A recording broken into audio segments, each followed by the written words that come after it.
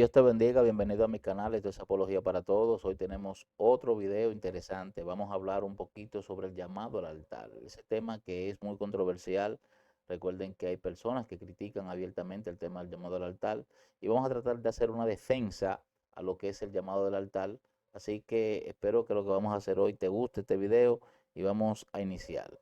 Y quiero iniciar diciendo que la invitación o llamado al altar es una tradición común en muchos organismos de las iglesias. La invitación a aceptar a Cristo no son nuevas.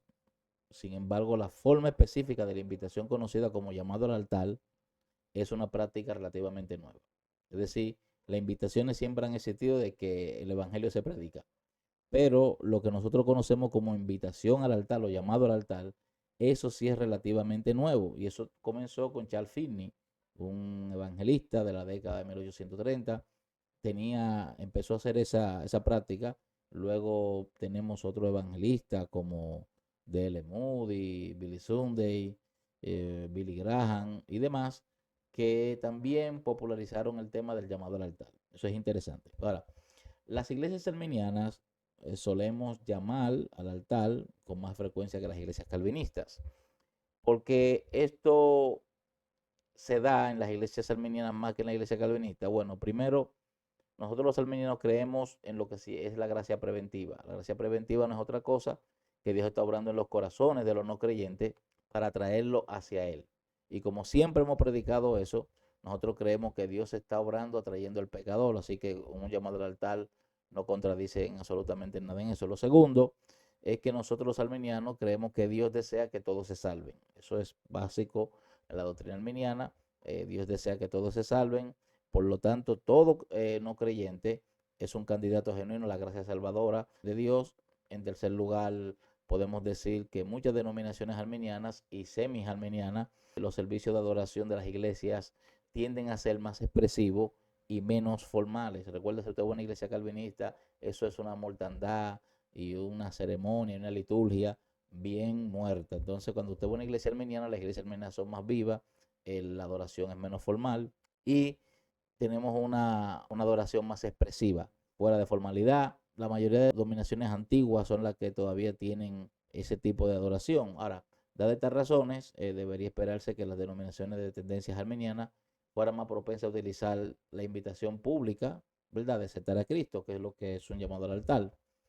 Recientemente, uno ha visto en las redes sociales a muchos cristianos que están criticando el llamado al altar. Los argumentos más comunes son que se trata de una práctica nueva, que no está respaldada por las escrituras, que los predicadores abusan de ella y que la regeneración por decisión no es genuina, y un grupo de cosas más que me gustaría considerar unas cuantas de las que he mencionado. Lo primero, el tema de que es una nueva práctica. ¿Deberíamos suspender el llamado al altar porque es una práctica nueva? No necesariamente.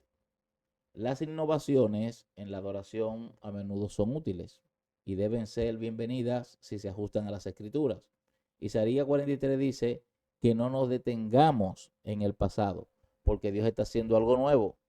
Y rechazar algo simplemente porque es nuevo es algo muy legalista. Los servicios religiosos de hoy en día no deberían ser necesariamente idénticos a lo que hacíamos en el 1829, por poner un ejemplo, o en el 1500. Imagínese usted, en el 1829 ningún edificio de iglesia tenía iluminación eléctrica, ni plomería interior. No se oye a la mayoría, ¿verdad?, de cristianos quejarse de que en las iglesias hay innovaciones, hay baños, ¿verdad?, modernos. Ahora, los llamados al altar son en realidad un nuevo tipo de liturgia, algo intuido, ¿verdad?, instituido dentro de la nueva tradición, con algunos círculos evangélicos, otras liturgias modernas, incluyen la escuela dominical. La escuela dominical es una liturgia moderna, no existía eso. La música de adoración e incluso el sermón del pastor, las liturgias en sí mismas son neutrales. Pueden ser usados por el Espíritu Santo, pueden estar vacíos.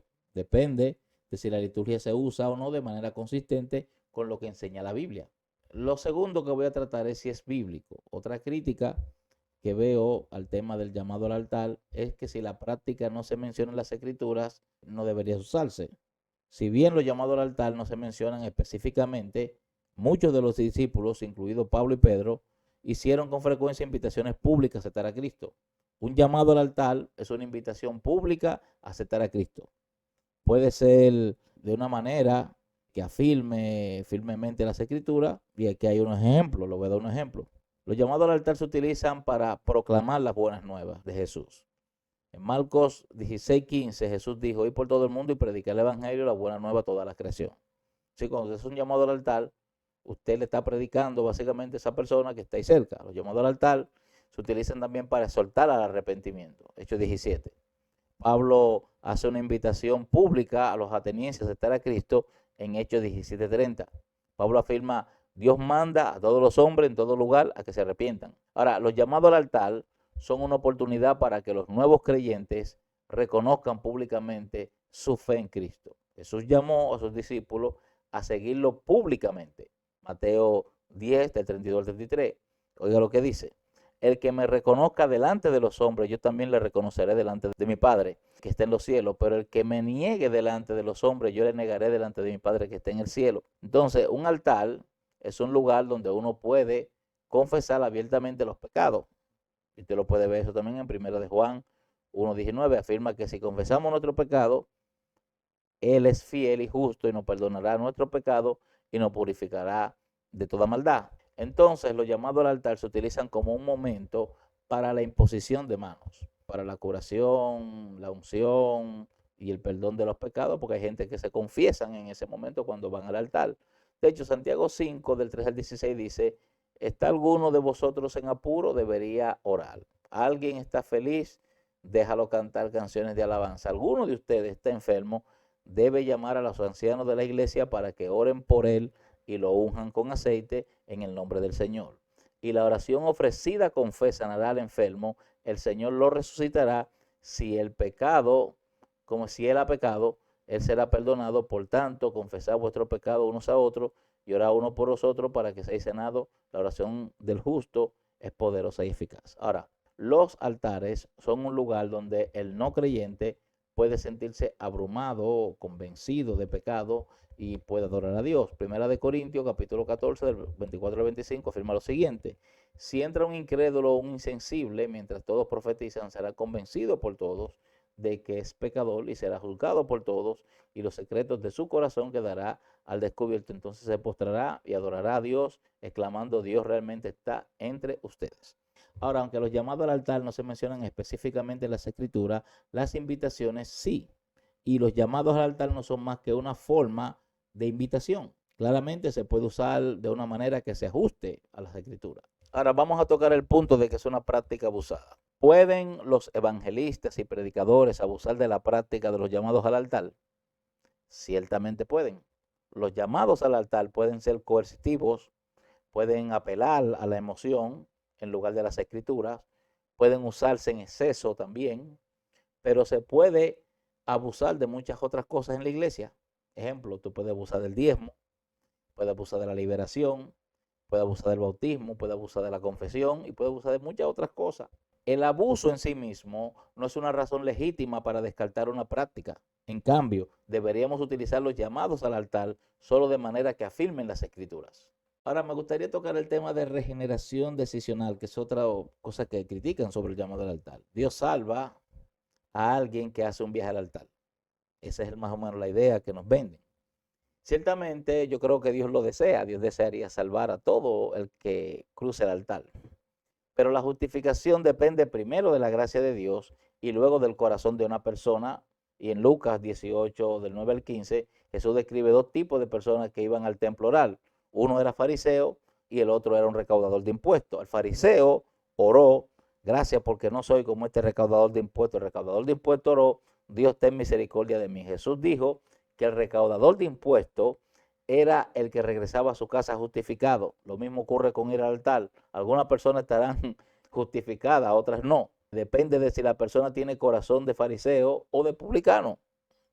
En conclusión, por sus frutos los conoceréis, dice la palabra. ¿Quién puede negar que Dios ha utilizado de una manera poderosa a hombres como Billy Graham, para predicar el evangelio y llamar a los hombres al arrepentimiento, el llamado al altar definitivamente ha sido usado por el Espíritu y ha sido utilizado por hombres de Dios de manera piadosa, se ha utilizado de manera que se ajustan a las escrituras, y muchos de los que han ido al altar se han convertido en creyentes y su vida piadosa testifica de su verdadera conversión.